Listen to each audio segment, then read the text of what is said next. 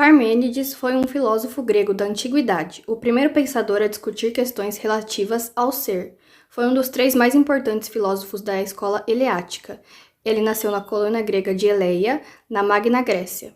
Descendente de uma família rica e ilustre, recebeu boa educação, sendo admirado por seus conterrâneos por levar uma vida regrada e exemplar. Seu interesse pela filosofia o levou a se aproximar das ideias do filósofo Pitágoras e da escola itálica. Ele esteve em Atenas, porém não se aprofundou nas questões difundidas por ele. Ele também fez parte dos primeiros sábios gregos a estudar a natureza cosmológica, procurando o elemento constitutivo de todas as coisas sem recorrer aos mitos, portanto é a passagem do mito para a razão. E os escritos desses filósofos desapareceram com o tempo, e só restaram alguns fragmentos ou referências feitas por outros filósofos posteriores.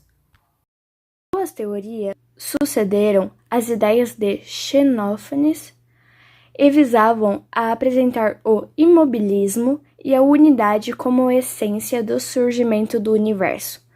Parmênides fundou a teoria que serviu de base para a filosofia platônica, e o seu embate com o pensamento de Heráclito forneceu bases para a filosofia desenvolvida pelos pensadores pluralistas. De todos os filósofos que precederam Platão, Parmênides é considerado o que mais influenciou as gerações posteriores. Ele pregava que a matéria é imutável, imóvel, indivisível e nada pode destruí-la. A teoria do imobilismo universal, já iniciada por Xenófanes, é aperfeiçoada por Parmênides, foi em grande medida utilizada pelo cristianismo para justificar a ideia de um Deus único, eterno e imutável.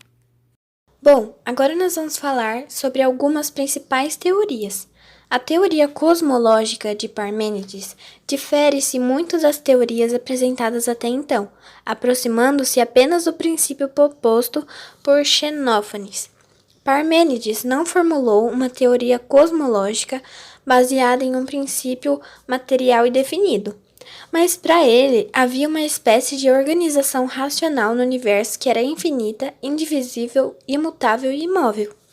A teoria do imobilismo universal, já iniciada por Xenófanes e aperfeiçoada por Parmênides, foi em uma grande medida utilizada pelo cristianismo para justificar a ideia de um Deus único, eterno e imutável. A teoria parmenidiana estava concentrada no que ele chamou de ser.